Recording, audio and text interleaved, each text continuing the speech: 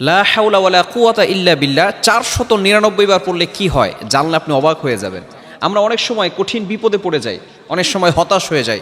Frustrated people, যারা সবসময় ডিপ্রেশনে থাকেন, সবসময় টেনশনে থাকেন, কি করবেন কোনো কুল কিনারা খুঁজে পাচ্ছেন না, বারবার বিপদ আসতেছে, হতাশ হয়ে যাচ্ছেন। ভালো করে মনে রাখবেন, আল্লাহ তাআলার কাছে যদি আপনি সঠিকভাবে চাইতে পারেন, অবভিয়াসলি আল্লাহ তাআলা আপনাকে দিবেন। আমরা আল্লাহর কাছে চাওয়ার মতো চাইতে পারি না।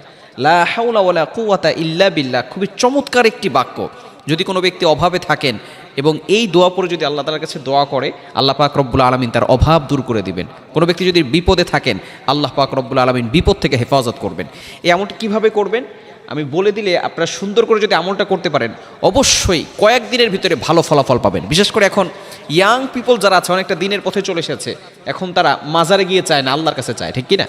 এখন তারা দূরে গিয়ে চায় না, আল্লাহর কাছে চায়। বিশেষ করে মা বোনেরা যারা আছে, তারাও এখন সঠিকভাবে কিভাবে কোরআনে আমল করলে ফায়দা হবে, কোন পথে চললে সঠিকভাবে আল্লাহর কাছ থেকে পাবে, এখন অনেক মা বোনেরাও দিনের পথে চলে এসেছে। আমরা সঠিকভাবে এই আমলটি করার চেষ্টা করব। কিভাবে করবেন? লা হাওলা ওয়ালা কুওয়াতা ইল্লা বিল্লাহ এতটুকু 499 বার পড়বেন। এবং এটা পড়ার আগে আপনি দুরুদের আমল করবেন। মনে রাখবেন, আমরা অনেক সময় দোয়া করছি, দোয়া কবুল হচ্ছে না, বিকজ আপনি মনে রাখবেন সব সময় দোয়ার আগে যদি দুরুদ পড়া হয়, তাহলে এই দোয়াটা একেবারে আরশে আজিমে গিয়ে নক করে।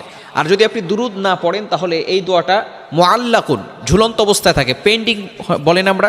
অনেক সময় দেখবেন আপনি মেসেঞ্জারে অথবা অন্য কোথাও আপনি মেসেজ পাঠিয়েছেন, যদি আপনার ফোনে অ্যামাউন্ট না থাকে, তাহলে সেটা পেন্ডিং অবস্থায় থাকে, সেটা যায় না। ঠিক তদ্রুপভাবে আপনি যদি দুরুদ না পড়েন আর আল্লাহর কাছে দোয়া করেন, এই দোয়াটা কিন্তু আরশে আজিম পর্যন্ত পৌঁছাবে না, এটা মুআল্লাকুন, আসমানে গিয়ে ঝুলন্ত অবস্থায় থাকবে। দুরুদ পড়বেন, সাথে সাথে আল্লাহ পাক রব্বুল আলামিন সেই দোয়াটা অ্যাকসেপ্ট করে নেবেন, কবুল করে নেবেন। এজন্য যেই আমলই করেন না কেন, শুরুতে আপনি দুরুদ পড়বেন।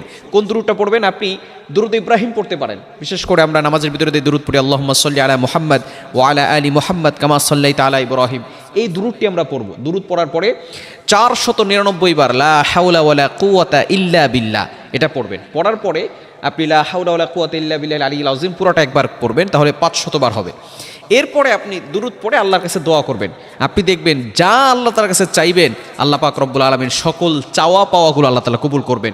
বিপদে পড়ে আছেন, মেয়ের বিয়ে হচ্ছে না, টাকা পয়সার অভাব, সন্তান কথা শুনতেছে না, বিভিন্নভাবে আপনি কঠিন বিপদে পড়ে আছেন, আপনি যদি এইভাবে আল্লাহর কাছে চাইতে পারেন, আল্লাহ পাক রব্বুল আলামিন অবশ্যই আপনাকে বিপদ আপদ থেকে হেফাজত করবেন, বালা মুসিবত থেকে হেফাজত করবেন। এজন্য আমরা এই আমলটি অবশ্যই করার চেষ্টা করব। লা হাওলা ওয়ালা কুওয়াতা ইল্লা বিল্লাহ। শুধু যে আপনি এশারা নামাজের পরে এটা 499 বার পড়বেন, বিষয়টা এমন নয়। আপনি এটা যে কোনো সময় পড়তে পারেন। বিশেষ করে এই আমলটি 499 বার পড়ার জন্য আপনি এশারা নামাজের পরে পড়বেন। এছাড়া আপনি ফজরের নামাজের পরে 100 বার পড়তে পারেন, লা হাওলা ওয়ালা কুওয়াতা ইল্লা বিল্লাহিল আলিয়্যিল আযীম। অথবা মাগরিবের নামাজের পরে 100 বার পড়বেন। যদি কোনো ব্যক্তি ফজরের নামাজের পরে লা হাওলা ওয়ালা কুওয়াতা ইল্লা বিল্লাহিল আলিয়্যিল আযীম 100 বার পড়ে, আল্লাহ পাক রব্বুল আলামিন মাগরিব পর্যন্ত, সন্ধ্যা পর্যন্ত ওই বান্দাকে প্রটেক্ট ফ্রম অল অ্যাক্সিডেন্ট, সকল বিপদ আপদ থেকে, বালা মুসিবত থেকে হেফাজত করে। বলেন সুবহানাল্লাহ। শুধু তাই নয়, আবার যদি কোনো ব্যক্তি মাগরিবের নামাজের পরে লা হাওলা ওয়ালা কুওয়াতা ইল্লা বিল্লাহিল আলিয়্যিল আযীম 100 বার করে পড়ে, আল্লাহ পাক রব্বুল আলামিন পরের দিন ফজর পর্যন্ত তাকে সকল প্রকার বিপদ থেকে হেফাজত করে দিবেন। এজন্য এই আমলটি করতে পারবো তো ইনশাআল্লাহ।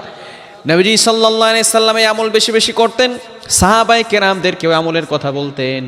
এজন্য যখনই সময় পাবেন লা হাওলা ওয়ালা কুওয়াতা ইল্লা বিল্লাহিল আলিয়্যিল আযীম পড়তে হবে। পারবেন তো ইনশাআল্লাহ। আল্লাহ পাক রব্বুল আলামিন আমাদের সকলকে এই আমলটি বেশি বেশি করার তৌফিক দান করেন।